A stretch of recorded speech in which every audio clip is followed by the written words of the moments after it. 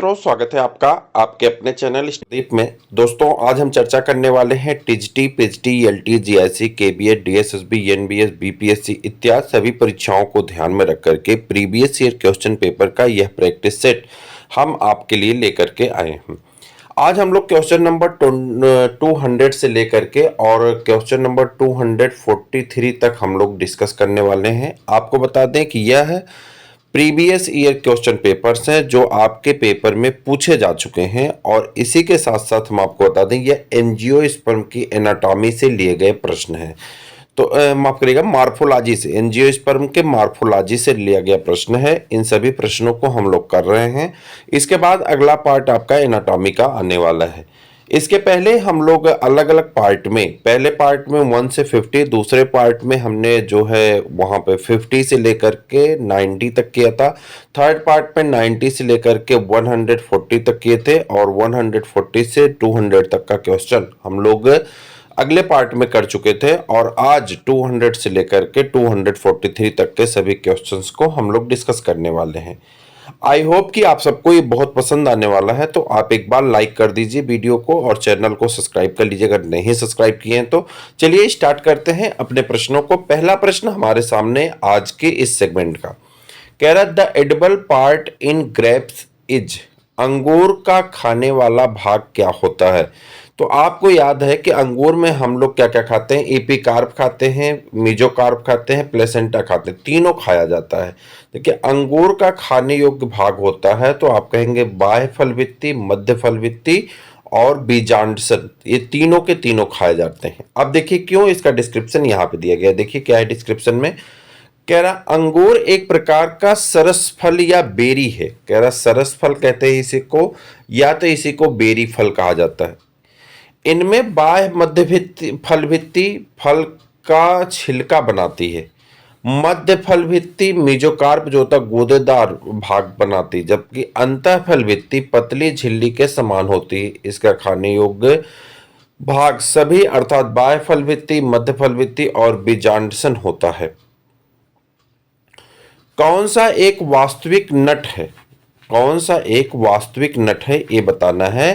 Which one is true नट, कौन सा एक वास्तविक नट है। अखरोट, काजू, मूंगफली, नारियल, कौन सा वास्तविक नट है ये बताना है आपको। यहाँ पे जल्दी बताइए, अखरोट, काजू, नारियल और मूंगफली, इसमें कौन सा आपका जो है वास्तविक नट है। चलिए बताइए चारों में से। तो चारों में से वास्तविक नट आपका क्या है, नट जो है बी वाला। बी वाला क्या है, देखिए कह रहा है नट प्रकार जो है, नट के टाइप, काजू जो है यहाँ पे सही आंसर है। ठीक है, काजू। तो कह रहा है नट के फल की फल भित्ति कठोर और काष्ठी हो जाती है। नट का मतलब होता है जो फल भित्ति होता है वो कठोर हो जाए और लकड़ी जैसी काष्ठी हो जाए, जैसे कि काजू है, सिंघाड़ा है, ये नट के अंतर्गत आते हैं। निम्नलिखित में से कौन सा आभासी फल है, आभासी मतलब झूठा फल है, आभासी फॉल्स फ्रूट है। आम, सेब, ब्लूबेरीज और नारियल। तो कौन सा यहाँ पे झूठा फल है। आप जानते हैं सेब को झूठा फल कहा जाता है क्योंकि ये एक किससे बना होता है, हाइपोथैलेमस से बना होता है, पुष्पासन से विकसित होता है। कह रहा है यदि फल बनने में पुष्प का केवल अंडाशय ही भाग लेता है तो उसे सत्य फल कहते हैं। उसे क्या कहते हैं, सत्य फल कहते हैं, या भासी फल के नाम से जाना जाता है। लेकिन जब सत्य फल कहते हैं, लेकिन परंतु जब अंडाशय के अतिरिक्त किसी अन्य भाग से फल का निर्माण होता है तो उसे असत्य फल या आभासी फल कहते हैं। उसे असत्य फल या आभासी फल कहते हैं। सेब का निर्माण पुष्पासन से होता है, सेब का निर्माण पुष्पासन से होता है, अतः इसे असत्य फल कहते हैं। फलों एवं उनके खाद्य भाग का कौन सा युग्म सुमेलित नहीं है। फलों एवं उनके खाद्य भाग का कौन सा भाग सुमेलित नहीं है आपको बताना है। अनार, रसीला टेस्टा, सेब मांसल पुष्पासन, लीची मांसल बीजचोल, नारियल मध्य फल भित्ति। कह रहा कौन सा सुमेलित नहीं है ये आपको बताना। जो सुमेलित ना हो उसे आपको क्या करना, बताना है कौन सा सुमेलित नहीं है। ठीक है, कौन सुमेलित नहीं है ये आपको बताना है। ठीक है, Which one of the following pairs of fruits and edible parts is not correctly matched? तो यहाँ पे कह रहा है कि पोमग्रेनेट का जो है जूसी टेस्टा, तो ये बात तो आपका सही, नारियल में जूसी टेस्टा खाते हैं। एप्पल अभी ऊपर पढ़े आभासी फल होता है, फैलसी थैलमस होता है, सही। लीची का एरिल भाग खाया जाता है, फ्लेसी एरिल भाग खाया जाता है, ये भी सही है। जबकि कोकोनट का मीजोकार्प नहीं खाया जाता है, कोकोनट का मीजोकार्प नहीं होता। कोकोनट का क्या खाया जाता है, भ्रूण पोष खाया जाता है। इसी को पीईएन कहते हैं। क्या कहते हैं, प्राइमरी इंडोस्पर्म न्यूक्लियस होता है और एक सेकेंडरी एम्ब्रियोसैक होता है। तो जो एम्ब्रियोसैक होता है उसे खाया जाता है। ठीक है, क्या कहते हैं, नारियल का एम्ब्रियोसैक खाया जाता है। अस्थिल प्रकार का फल पाया जाता है। Drupe type of fruit is found in. Drupe type के फ्रूट क्या होते हैं, जैसे आम है, ठीक है, नारियल है, और इस तरह के जो फल होते हैं उसे ड्रूप कहा जाता है। संजोग से देखिए वही दोनों ऑप्शन में भी है।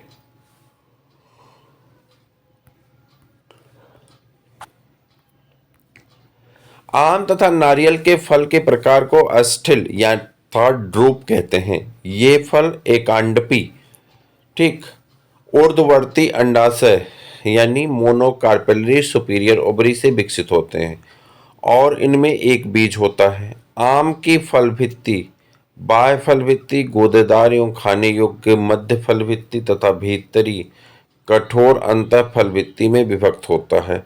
नारियल की मध्य फल भित्ति तंतुमयी होती है। पौधों में बेबी पेरी का अर्थ क्या होता है? पौधों में बेबी पेरी का अर्थ क्या होता है ये आपको बताना है।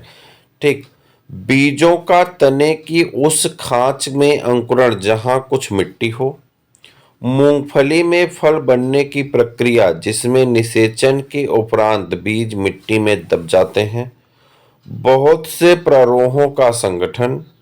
मातृ पौधे के फल में बीज का अंकुरण जो कि पौधे पर संलग्न हो। Vivipary in plants mean germination of seed in the cervix of stem where some soil had deposited। Second है आपका development of peanut fruit after the fertilized seed है burrowed them in soil. Organization of several suit, और उसके बाद germination of seed inside the fruit while it is still on the parent tree. तो सही answer है D वाला। कह रहा है यहाँ पे कि जो पेरेंट ट्री है, मात्र पौधा है, के फल में बीज का अंकुरण हो जो कि पौधे पर संलग्न हो। ऐसा देखा जाता है किसमें, तो ऐसा दलदल के हिस्सों में पाए जाने वाले पौधों में देखा जाता है कि फल जो लगा रहता है वह फल वहीं अंकुरित करने लगता है, फल के अंदर ही बीज अंकुरित होने लगता है, या बीज जो पेड़ पे लगा है वह अंकुरित होने लगता है। अक्सर बरसात के दिनों में अपने एरिया में आप देखे होंगे कटहल का जो बीज होता है फल के अंदर से कई बार अंकुरित होने लगता है, देखे होंगे ना, उसमें से एक पतली सी हरी सी डंठल निकलने लगती बीज के अंदर से। एक्चुअली में वही कंडीशन बेबी पेरी कहलाती है। तो ये आपसे प्रश्न पूछा गया। बेबी पेरी का अर्थ है मात्र पौधे पर ही फल में बीज का अंकुरण हो जाना। इस अवस्था में भ्रूण मात्र पौधे से लगा रहता है तथा पोषण प्राप्त करता रहता है तथा एक आंशिक विकसित रूप से पौधे ले लेता है। भ्रूण एक सीडलिंग यानी के रूप में बाहर आ जाता है। कुछ दिनों पश्चात यह टूटकर नीचे जल या कीचड़ में गिर जाता है और वहां स्थिर होकर विकसित होता है। बेबी पेरी मैंग्रोव वनस्पतियां यानी दलदल में पाई जाने वाली वनस्पतियों में होने वाली एक विशेष प्रकार की जनन अंकुरण प्रक्रिया होती है। निम्नलिखित में से कौन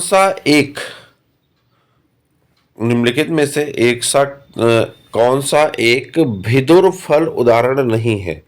ठीक, इस यानी साइजोकार्पिक फ्रूट नहीं है। कौन सा ऐसा है जो साइजोकार्पिक फ्रूट की श्रेणी में नहीं आता है? ठीक, तो इसका उदाहरण आपको देखना है, वलास्टा, रेगमा, क्रीमोकार्प और लेमेटम।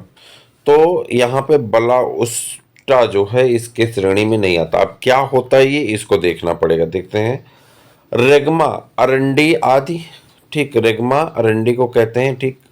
क्रीमोकार्प धनिया आदि, और लोमेटम बबूल, इमली, मूंगफली आदि। कार्सेरुलस कार्सुलस, हालीहाक तुलसी, यौम द्विपक्ष समारा, मेपल, माघविलता एक प्रकार के भिदूर यानी सीजोकार्पिक फल हैं, जबकि बलाउस्टा, अनार आदि एक प्रकार का गूदेदार या मांसल फल है। ठीक, अनार क्या है? गूदेदार या मांसल फल की श्रेणी में आता है। एक लाइना है, ए लाइनाज इज ए, एक लाइना है, क्या है? काष्ठी उपरिरोही है, वुड क्लिम्बर्स है। लाइना उन पौधों को कहते हैं जिनमें तना कठोर तथा काष्ठी होता है, यह दूसरे पौधों के चारों ओर उपरिरोही होता है। निम्नलिखित में से कौन सा पादप पूर्ण रूपेण जड़ रहित होता है? Amongst the following, which plants is completely devoid of roots? निम्नलिखित में से कौन सा पादप पूर्ण रूपेण जड़ रहित होता है? एजोला, हाइड्रिला, सिरेटोफिलम और वेलिसनेरिया। तो ये आपका सही आंसर हो जाएगा, सिरेटोफिलम। सिरेटोफिलम एक पूर्ण रूप से जलमग्न आवृतबीजी पौधा है। यह सूखे वातावरण को सहन करने में सक्षम है। इनमें जड़ का अभाव होता है, लेकिन कभी कभी इनकी पत्तियां जड़ के समान संरचना में परिवर्तित हो जाती हैं, जो पौधों को तल से संबंध रखती हैं। निम्न में से किस पौधे में जूट रेशा प्राप्त होता है? निम्न में से किस पौधे में जूट रेशा प्राप्त होता है? कारकोरस कैप्सुलेरियस, कारकोरस कैप्सुलेरिस में जूट रेशा प्राप्त होता है। कारकोरस कैप्सुलेरिस तथा कारकोरस ओलिटोलेरिस में जूट रेशा प्राप्त होता है, जिससे बोरे, रस्सी, कालीन आदि बनाई जाती है। कारकोरस ओलिटोरिस से टोसा जूट प्राप्त होता है। कारकोरस ओलिटोरिस से टोसा जूट प्राप्त होता है। दिए गए अन्य विकल्प में निम्न कोट का रेशा प्राप्त होता है। टोसा जूट प्राप्त होता है कारकोरस ऑल्टोरिस से। किससे? कारकोरस ऑल्टोरिस से प्राप्त होता है, कारकोरस ऑल्टोरिस। अधिकांश अनाज इस कुल के सदस्य हैं, अधिकांश अनाज इस कुल के सदस्य हैं ग्रेमिनी के। Most of the cereals are the members of Gramineae. आर्थिक दृष्टि से ग्रेमनी वनस्पति जगत का सबसे महत्वपूर्ण कुल है। इस कुल में अनेक महत्वपूर्ण अनाज प्राप्त होते हैं। गेहूं, धान, मक्का, जौ, जई, ज्वार, बाजरा आदि अनेक अनाज इसी कुल से उदाहरण हैं। गेहूं में दाने की नोक पर आग्रही रेशे का एक गुच्छा होता है, जिसे कहते हैं ट्राइकोम, ब्रस, ब्रिल्स। उपरोक्त में से एक से अधिक, उपरोक्त में से कोई नहीं। At the tip of the feet grains has a tuft of persistent hairs which is known as none of these. यहाँ पे दिया गया है, गेहूं के दाने की नोक पर आग्रही रेशे का एक गुच्छा होता है, जिसे कोमा कहते हैं। यह गुच्छा किसी जानवर के बालों से चिपक सकता है या दूर से ले जाया जा सकता है। परिदल पुंज की इकाई कहलाती है। परिदल पुंज की इकाई बाह्य दल, परिदल दल या कोई नहीं। कह रहा है कि unit of the perianth is called, तो उसे टेपेल कहते हैं। क्या कहते हैं? टेपेल कहा जाता है। कुछ पौधों में बाह्य दल और दल में अंतर नहीं किया जा सकता। ऐसी स्थिति में इन्हें सामूहिक रूप से परिदल पुंज यानी पेरियांत कहते हैं और इसके प्रत्येक इकाई को यानी परिदल को टेपल कहते हैं। परिदल पुंज ग्रेमनी तथा पोएसी तथा लिलिएसी कुल के पौधों में पाए जाते हैं। दलपुंज की इकाई कहलाती है unit of Corolla is called petals. Unit of Corolla is called petal, उसे दल कहते हैं। ठीक है, दलपुंज की इकाई दल पेटल कहलाती है। दलों को सम्मिलित रूप से दलपुंज कहते हैं। यह पुष्प का दूसरा चक्र होता है जो बाह्य दलपुंज के भीतर स्थित होता है। ये प्रायः रंगीन होते हैं। कौन सा युग्म सही है? Cruciferae, pentamerous, Ranunculaceae, bicarpellary, Capparidaceae, androphore, Cucurbitaceae, axile placentation. Which pairs is corrected? तो यहाँ पे कुकुरबिटेसी एक्साइल प्लेसेंटेशन जो है आपका सही है। कैप्रिडेसी कुल की एक विशेषता है कि दलपुंज एवं पुंकेसर के मध्य एक पर्व विकसित होता जिसे एंड्रोफोर कहते हैं तथा पुंकेसर एवं जायांग के मध्य विकसित होने वाले पर्व इंटरनोड को गायनोफोर कहते हैं। गायनेंड्रोप्सिस पेंटाफाइला में एंड्रोफोर एवं गायनोफोर दोनों शुभ विकसित होते हैं, जबकि कैप्रेसिस क्रेटिवा में केवल गायनोफोर पाया जाता है। शेष विकल्प का युग्म सही नहीं है। किस कुल के सदस्य में कैरियोप्सिस फल पाया जाता है? फबेसी में, एस्ट्रेसी में, पोएसी में, एपिएसी में। किस कुल के सदस्य में कैरियोप्सिस फल पाया जाता है? फबेसी, एस्ट्रेसी, पोएसी, एपिएसी में।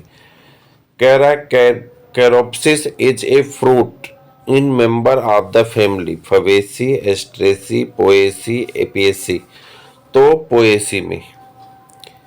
एक बीजधारी कैरियोप्सिस फल पोएसी अर्थात ग्रेमिनी कुल के सदस्य में पाया जाता है, जबकि फल भित्ति बीजावरण के साथ संलयित रहती है। यह इस कुल का अभिलाक्षणिक लक्षण है। उदाहरण गेहूं, मक्का, बाजरा आदि। गेहूं का दाना होता है फल, बीज, भ्रूण, ग्लूम। तो गेहूं का दाना जो होता है वो फल के अंतर्गत आता है। किसके अंतर्गत आता है? फल के अंतर्गत आता है। गेहूं का फल कहलाता है उसका दाना। गेहूं का फल कहलाता है गेहूं का फल कहलाता है किस प्रकार का फल होता है? तो बेरी प्रकार का फल होता है। किस प्रकार का होता है? बेरी प्रकार। गेहूं का फल कैरियोप्सिस कह रहा wheat fruit is called caryopsis. क्या कहते हैं? कैरियोप्सिस कहते हैं। बेरी तो उसको कहा जाता है आम को और नारियल को। ठीक है, अभी ऊपर करके आए थे बेरी वाला। कह रहा गेहूं का फल कैरियोप्सिस कहलाता है। गेहूं का वानस्पतिक नाम ट्रिटिकम एस्टाइबम है। यह पोएसी या ग्रेमनी कुल का पौधा होता है। फ्रेगेरिया इंडिका का फल होता है। फ्रेगेरिया इंडिका का फल होता है एकीन या पुंज की तरह। फ्रेगेरिया इंडिका का फल होता है एकीन का पुंज। एकीन का पुंज। फ्रेगेरिया रोजेसी कुल का पौधा है। इसे सामान्यतः स्ट्रॉबेरी के नाम से जानते हैं। इसके फल को एकीन का पुंज कहते हैं। इनमें छोटे छोटे एकीन गूदेदार पुष्पासन में धंसे रहते हैं। पुष्पासन पकने पर लाल हो जाता है। यह खाने योग्य भाग मांसल पुष्पासन होता है। इसका खाने वाला भाग जो होता है वो कौन होता है? मांसल पुष्पासन वाला भाग। निम्नलिखित किस पौधे के पुष्प में पुमंगधर का निर्माण होता है? Which of the following plant develops androphore in flower? तो वो है आपका कौन सा? क्लियोम। क्लियोम की कुछ प्रजातियां जैसे क्लियोम गायनेंड्रा के दलपत्रों व पुंकेसर के मध्य पुष्पाक्ष दीर्घित होकर के पुमंगधर का निर्माण करते हैं, जिससे पुंकेसर ऊपर उठे हुए रहते हैं सामान्यतः दलपत्रों व पुंकेसरों के मध्य एक बिंब पाई जाती है। क्लियोम टेंडेंड्रा के केवल 4 पुंकेसर होते हैं, जबकि क्लियोम की अन्य प्रजातियों में पुंकेसरों की संख्या 6 तक होती है। निम्नलिखित में से कौन सा द्विबीजपत्री परिवारों में फाइलोजेनेटिक रूप से सबसे उन्नत है? Which of the following is the most advanced phylogenetic among the dicotyledonous family? तो सही है कंपोजिटी। कौन है सही है? कौन है कंपोजिटी? कंपोजिटी या एस्ट्रेसी कुल द्विबीजपत्री पौधों परिवारों के फाइलोजेनेटिक रूप से सबसे उन्नत होते हैं, क्योंकि इस कुल के सभी पौधों के आधारों में जड़ें, पत्ते, फूल और बीज आदि पूरी तरह से विकसित होते हैं।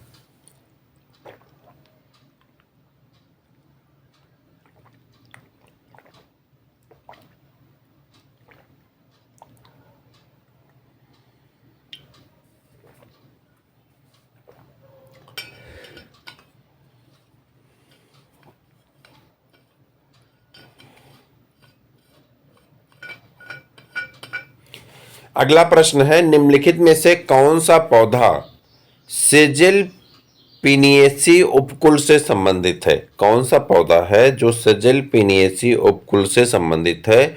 तो बहुनिया का पौधा। ठीक, पीजीटी बॉटनी में पूछा गया है। बहुनिया का पौधा सिजिल पिनेसी उपकुल का मुख्य उदाहरण है। बहुनिया वेरिगेटा, जिसे कचनार कहते हैं, का तथा बहुनिया परप्यूरिया की पुष्प कलिकाएं सब्जी व अचार बनाने में काम आती हैं। कचनार सजावटी पौधे के रूप में भी उपयोगी है। बहुनिया की कुछ अन्य जातियों की छाल से उच्च कोट का टैनिंग प्राप्त होता है, जो चर्म रंगाई व चर्म शोधन में काम आता है।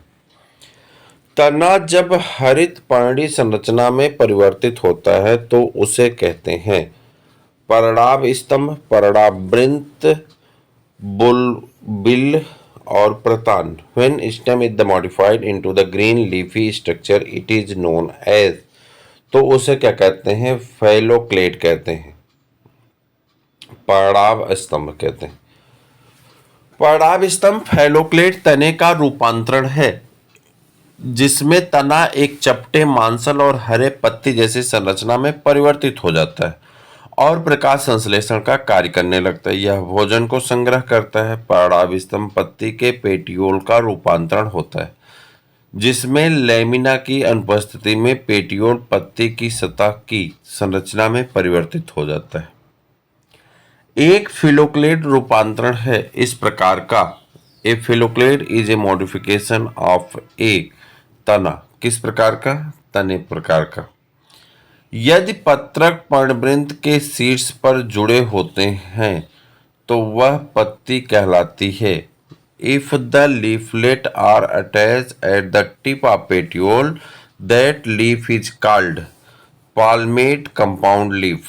यदि पत्रक पर्णवृंत के शीर्ष पर जुड़े होते हैं तो ऐसी पत्तियां हस्ताकार संयुक्त पत्ती पाल्मेट कंपाउंड लीफ कहलाती है। इनमें रैकिस का अभाव होता है। नेरियम स्पे में पर्णविन्यास किस प्रकार का होता है? चक्रीय प्रकार का होता है। किस प्रकार का होता है? चक्रीय प्रकार। द्विपंक्ति, पंचपंक्ति, अष्टपंक्ति और चक्रीय प्रकार का। तने या शाखा की पर्णसंधियों पर पत्तियां एक विशिष्ट क्रम में लगी होती हैं। इस क्रम को पर्णविन्यास कहते हैं। पर्णसंधियों पर पत्तियों की संख्या 2 अथवा 2 से अधिक हो सकती है। नेरिथम में पर्णविन्यास चक्रिक पाया जाता है, जिसमें इनमें प्रत्येक पर्णसंधि से 2 से अधिक पत्तियां निकलकर एक चक्र का निर्माण करती हैं। इस पर्णविन्यास में 2 क्रमिक पर्णसंधियों से निकलने वाली पत्तियों में एक चक्र एकांतरित रूप से व्यवस्थित रहते हैं। इससे प्रत्येक चक्र को सूर्य का प्रकाश उचित मात्रा में मिलता है। निम्नलिखित में से किसमें ऋणात्मक गुरुत्वानुवर्ती स्वभाव पाया जाता है? ये पाया जाता है जो है क्या नाम है? कोरोलॉइड रूट में, तो कोरोलॉइड रूट यहाँ पे सही आंसर हो जाएगा। प्रवाल जड़ें यानी कोरोलॉइड रूट्स एपोजियोट्रॉपिक अर्थात ऋणात्मक गुरुत्वावर्ती होती हैं। ये जड़ें साइकस में पाई जाती हैं। ये जड़ें मृदा की सतह पर होती हैं तथा सामान्य मूसला जड़ों की शाखाओं से निकलती हैं। ये द्विशाखित होती हैं। इन जड़ों में कुछ नीली हरी शैवाल सहजीवी रूप से सिम्बियॉन्ट कहते हैं तथा नाइट्रोजन स्थिरीकरण करते हैं। एक खाद्य पुष्पक्रम है। एक एन एडिबल इन्फ्लोरेसेंस इज समसिख, मंजरी, हाइपैंथोडियम। उपर्युक्त में से एक से अधिक, उपर्युक्त में से कोई नहीं। एन एडिबल इन्फ्लोरेसेंस इज, तो सही आंसर हो जाता more than one of the above. उसके बाद आ जाते हैं यहाँ पे पुष्प अक्ष पर पुष्पों की व्यवस्था को पुष्पक्रम कहा जाता है। गोभी, फूल गोभी, ब्रोकली जैसे विभिन्न किस्मों के खाद्य पुष्पक्रम पाए जाते हैं। एक खाद्य पुष्पक्रम में समसिख, मंजरी तथा हाइपैंथेडियम शामिल होता है। और उसके बाद वर्टिसलेस्टर पुष्पक्रम पाया जाता है। वर्टिसलेस्टर पुष्पक्रम पाया जाता है लेबिएटी कुल में। किसमें? लेबिएटी कुल में। लेबिएटी कुल में जायांग नाभिक, वर्तिका, सरसेरूल फल तथा पुष्पक्रम कूट चक्रिक अर्थात वर्टिसलेस्टर होता है। यह एक सघन द्विशाखी ससीमाक्ष होता है। इसमें लगभग वृंतहीन पुष्पों के गुच्छे एक दूसरे के सम्मुख सहपत्रों अथवा पत्तियों के कक्षों में व्यवस्थित रहते हैं। लेबिएटी कुल का वैकल्पिक नाम लेमिएसी है। ऑसिमम सेक्टम, मेथा स्पाइकेटा, लाइकोपस, साल्विया आदि इस कुल के सामान्य उदाहरण हैं। रेसिमोस पुष्पक्रम में फल किस अवस्था में होते हैं? अग्राभिसारी, तलाभिसारी, उसके बाद एक अभिकेंद्री, उपयुक्त में से कोई नहीं, उपयुक्त में से एक्रोपिटल मैनर में पाए जाते हैं। रेसिमोस पुष्पक्रम जो है एग्रोपिटल मैनर में पाया जाता है, यानी पुष्प बलि वृंत की लंबाई में वृद्धि अनिश्चित काल तक होती रहती है, जिसके कारण नीचे और बाहर की ओर के पुष्प बड़े तथा पुराने होते हैं तथा ऊपर व अंदर के ओर के पुष्प छोटे और नए होते हैं। अर्थात पुष्पावली वृंत पर पुष्प अग्राभिसारी एक्रोपिटल सक्सेशन। लेमिएसी कुल का पुष्पक्रम होता है। लेमिएसी कुल का पुष्पक्रम होता है डाइकेसियल, साइम्स, वर्टिसलेस्टर ए और बी दोनों, और साइमोस। तो कैसा होता है पुष्पक्रम? Inflorescence of the family Lamiaceae is, तो कैसा होता है? दोनों तरह का होता है, यानी कैसा होता है? डाइसियल, साइमोस और वर्टिसलेस्टर टाइप का। वर्टिसलेस्टर किस्म का पुष्पक्रम किस में पाया जाता है? लेमिएसी में पाया जाता है। वर्टिसलेस्टर पुष्पक्रम किस पौधे से संबंधित है? तो ये जो है वर्टिसलेस्टर पुष्पक्रम जो है वो संबंधित है ऑस्मियम सेक्टम से। और उसके बाद कौन सा कूट चक्रक पुष्पक्रम का उदाहरण नहीं है?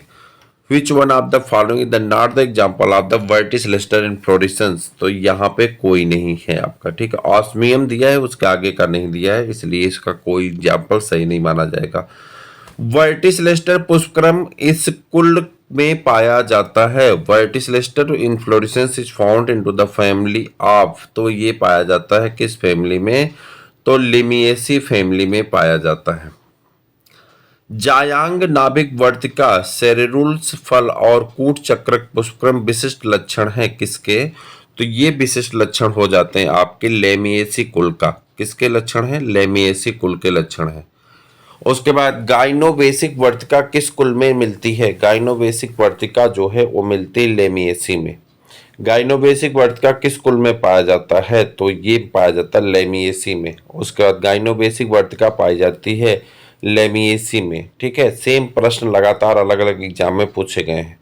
उसके बाद है गाइनो बेसिक बर्थ का किस कुल के सदस्य में पाया जाता है, फिर लेमिएसी। और उसके बाद मनीला हेम्प का वानस्पतिक नाम क्या है, और नया प्रश्न आ गया यहाँ से मनीला हेम्प से, तो मूसा टेक्सटाइलिस, मूसा टेक्सटाइलिस जो है मनीला हेम्प का वानस्पतिक नाम होता है। मूसा टेक्सटाइलिस या मुजेसी कुल का पौधा होता है। इससे आच्छादित पर्णधारों से एक रेशा प्राप्त होता है जिससे रस्सियां, लिफाफा व कागज इत्यादि उत्पादन किए जाते हैं।